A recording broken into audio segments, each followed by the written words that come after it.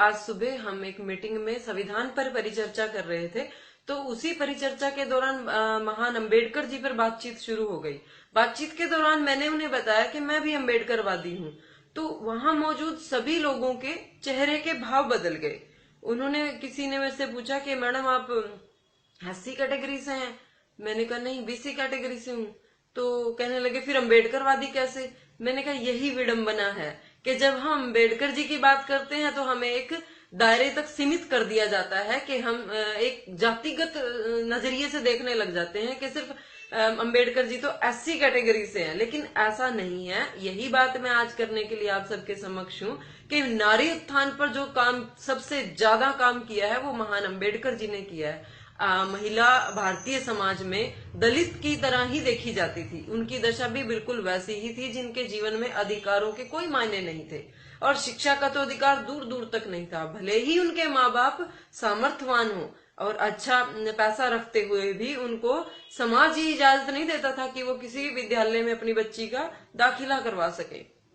तो ये अधिकार हमें किसने दिया? संविधान से मिला है। आज पढ़ लिख कर हम यहाँ तक बातचीत करने लायक हुए हैं, राजनीतिक क्षेत्र में अपना योगदान देने के लायक हुए हैं। आप देखिए आज किसी भी स्कूल में एडमिशन कराने चले जाओ तो माँ बाप के, प्राइवेट स्कूलों में माँ बाप के इंटरव्यू लिए जाते हैं। आप बच्चे को भी सक्षम करने में आज माँ का बहुत बड़ा रोल है। अगर वो शिक्षित ना हो तो उनका अच्छे स्कूलों में उनके बच्चों का भी एडमिशन नहीं होता। तो क्या होता आज भारत का दृश्य क्या होता? आप देखिए विदेशों में आज हमारी कल्पना चावला को ही देख लीजिए अपने करनाल से कि वो पढ़ी लिखी तो अमेरिका से वो अंतरिक्ष में गई और कितना बड़ा नाम है उनका। तो आप वहां तक की कीर्ति कैसे प्राप्त करते? आज आपका क्या स्थान होता?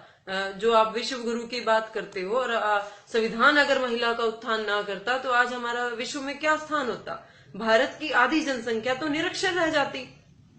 निरक्षरता से बड़ा कौन सा अंधकार है? सबसे बड़ा अंधकार तो यही है जो सारी योग्यताओं को लील लेता है। तो मैं ये कहना चाहती हूँ कि अपने जो महापुरुष हुए हमारे, उनके योगदान को जातिगत मत कीजिएगा और उनकी मतलब जो उनका कीर्ति है, उनका योगदान है, वो सीमित नहीं रहा किसी एक वर्ग के लिए। उनका सभी वर्गों पर बहुत बड़ा कर्ज है।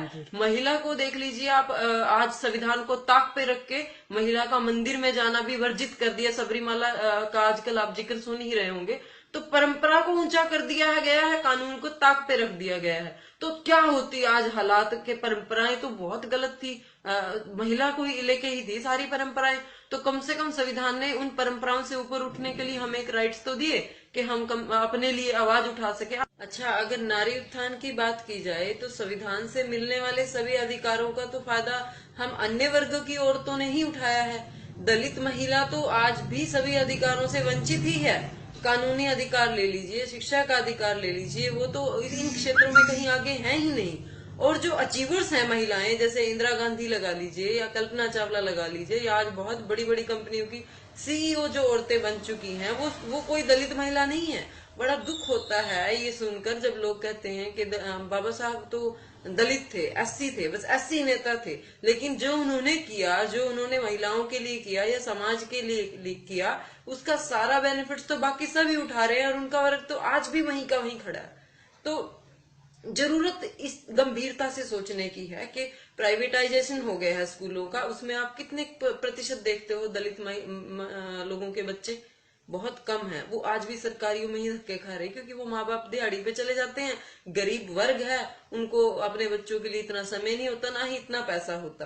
तो कुल मिलाकर क्या हो रहा है कि आज भी धनाढ्य लोग ही संविधान के पूरे बेनिफिट्स ले रहे हैं और वही लोग आज अंबेडकर जी को कैटेगराइज कर रहे हैं, यानी कि उनके खिलाफ आवाज उठाने वाले भी वही लोग हैं जो इस काबिल हो गए हैं, सक्षम हो गए हैं संविधान से कुछ पाकर।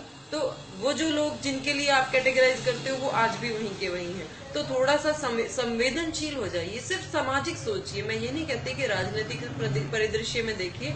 अगर आप सामाजिक देखेंगे तो आपको महसूस हो जाएगा कि समाज का वो तबका आज भी वहीं खड़ा है। तो हमें थोड़ा सा संवेदनशील होने की जरूरत है। इन्हीं सब शब्दों के साथ मैं अपनी बात को विराम दूंगी। आप लोगों को चाहूंगी कि आप लोग समझें और चिंतन करें। बहुत बहुत धन्यवाद।